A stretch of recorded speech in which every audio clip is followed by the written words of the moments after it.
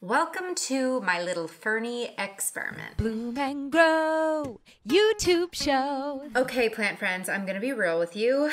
I'm a pretty epic fern killer in my day. If you've taken the plant parent personality test that I have, I actually vacillate between a mindful plant parent, which is someone who wants to like check in on their plants every day, use them as a meditative practice. Ferns are an awesome option for mindful plant parents. And then sometimes in different seasons of my life, I can be a little bit of a low-key plant parent, meaning I'm not as on top of my plant care routine as I need to be, especially in 2020 with all of our moves and everything we had going on. I've really gone really dramatically in between mindful and low-key plant parent. That being said, I've never been able to keep a fern alive.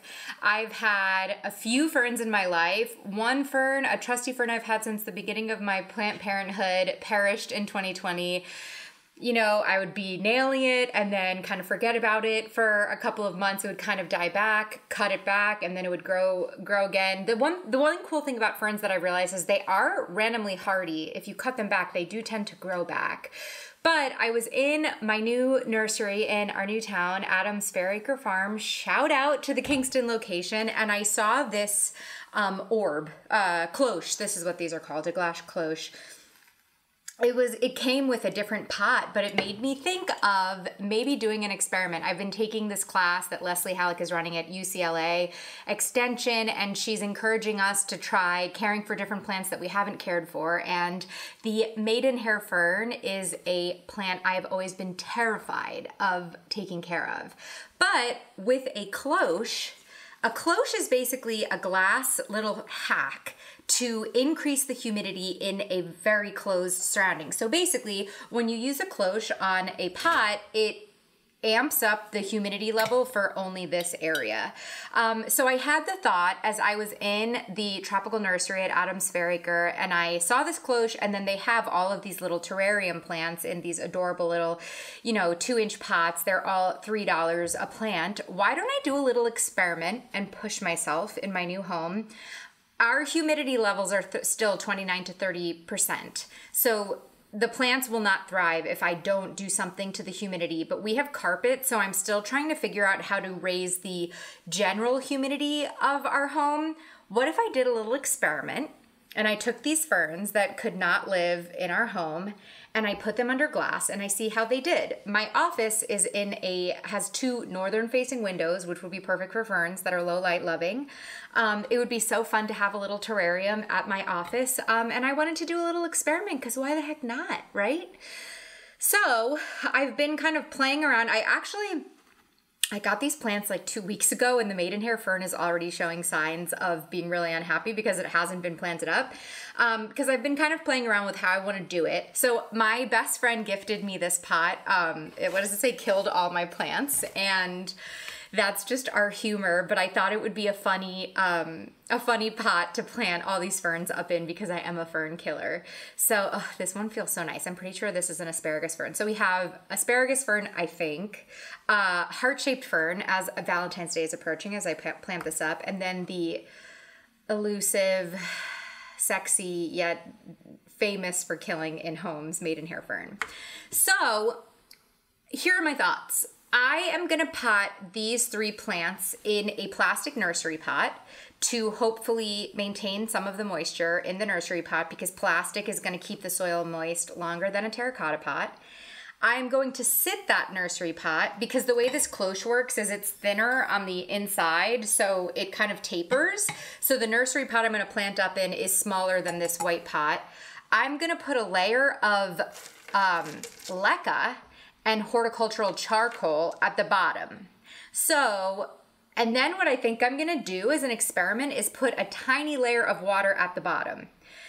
Hopefully that will help encourage some humidity buildup in there. Sit the pot on top of the leca so there is no chance of roots getting root rot sitting in water. The roots in the pot will be much higher over the leca, but hopefully then we get the 1-2 punch of the glass, just maintaining the humidity of the transpiration of the plants and the evaporation. Basically what I'm gonna do is make a pebble tray, and I feel like a lot of people say that pebble trays aren't really successful with managing humidity because it just evaporates into the whole room. But if we make a little pebble tray in this terrarium and it only evaporates into the glass, I think that could be interesting.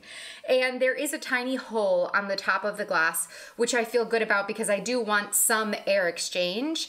Because sometimes when I've like tried to do houseplant hospitals where I've just like put a plastic bag over a plant, if you don't cut ventilation in there, the plant will just completely mold and die. So that's my plan.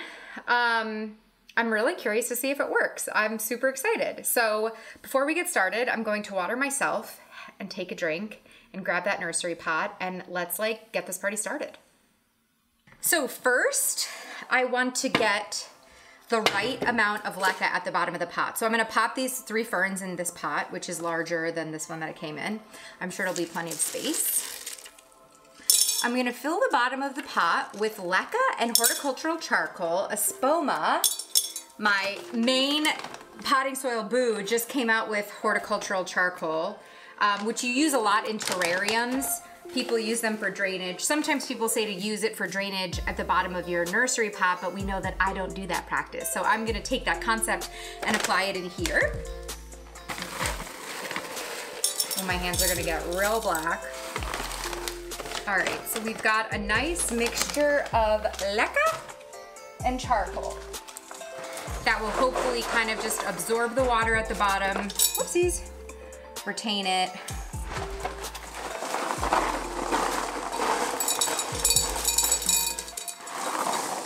I've had a couple of plant friends who have told me that they use leca like this and that it works pretty well. Okay, so now I'm just gonna make sure that I get these measurements right, because you're gonna want, okay, I can tell this is gonna be really annoying when this is right, but it's gonna be a real art to getting this cloche on. Okay, so we've got this little layer, our little pebble layer at the bottom, which I'm very curious to see if that works. Worst comes to worst is I'll just not do that, but why not? Why not do a fun experiment?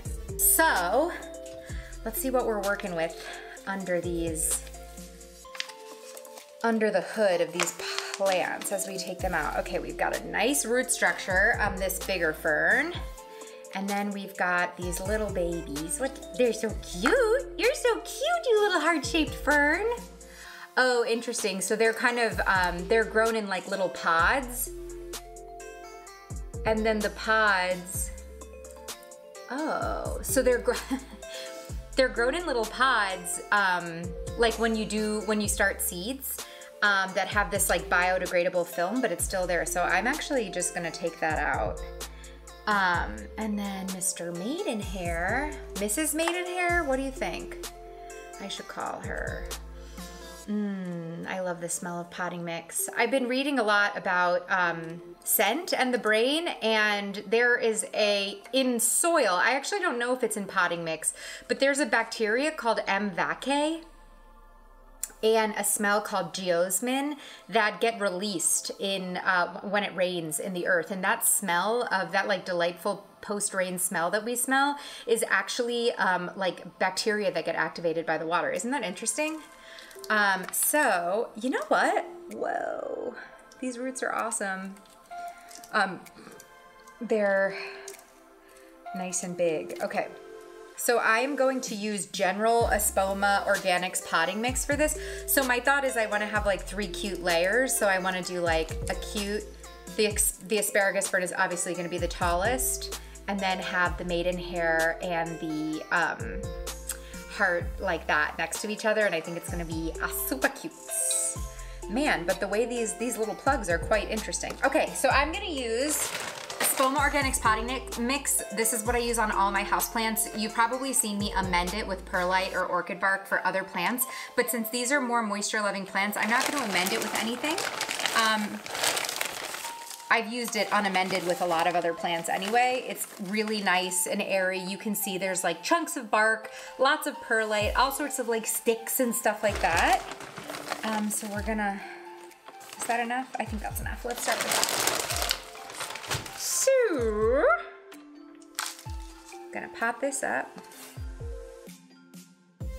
So we've got one plant in, then we've got another plant here.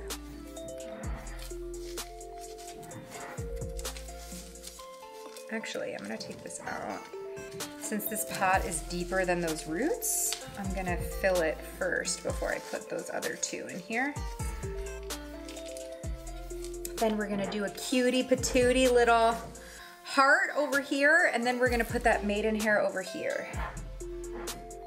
These are really delicate. Okay. Okay, now I'm gonna backfill and make sure this is potted up. The potting mix in the bag is super dry, so I'm also gonna give it a really good water. This is like my little Valentine's Day fern mix. My little Valentine's Day gift to myself. Okay, so now I'm going to water the plant over the leca mixture, because I figured whatever drops through can just like drop through to the leca mixture. But this came out really cute. I love my little heart-shaped fern, and I'm hoping that as they grow together, they're just gonna grow into each other. I know that maidenhair ferns, like once they're happy, they grow like pretty epically. So I'm excited to see. I hope they like fill the inside of the orb. I mean the dome. That'll be really fun. So I'm gonna give this guy a nice water. When potting soil is also like pretty dry coming out of the bag, it's nice to just be patient with watering, because you really need to give the soil a minute to like absorb the water for the first time. And I always prefer a soil that's dry in the bag than a little moist, because then I feel like, how many times have you like opened a bag and it's like moldy because it's like not shipped properly, right? Another reason why I love Whispoa. All right. So now we've got some drippage coming out of the bottom of the pot. So I'm gonna do my best in here to like make the leca as flat as possible. Easier said than done. Sit this pot on the leca. Here we go. Oh yeah, baby. And then gonna try and get this whole asparagus fern in this cloche. Okay. Come on, guys. Oh wow, that wasn't so bad. You know what I feel like this thing really needs is like a little gnome or something. Like it needs a little plastic terrarium, like little deer or something to go inside and like sit amidst the ferns. I'll have to like go on, I think I have a whole Amazon storefront from my terrarium episode that has like all sorts of like little fairies to put. So I'm gonna go on my own Amazon storefront and probably order something. So here we go, here it is. I think you can see my ring nut light reflecting in this, but it looks so cute. I'm so curious to see if this works. This is a total experiment based off of some stuff that I've been learning. But yeah, that maidenhair fern was definitely like not super happy in my 30% humidity home. So I hope that after it sits in here and after some nice humidity grows in the dome, that the ferns just start thriving. I'll keep you guys posted. I'm gonna sit this on my north-facing desk in my office, and we'll see how it goes, and I will certainly report back. But I love this little Valentine's Day present to myself with my little heart-shaped fern. And guys, here's hoping.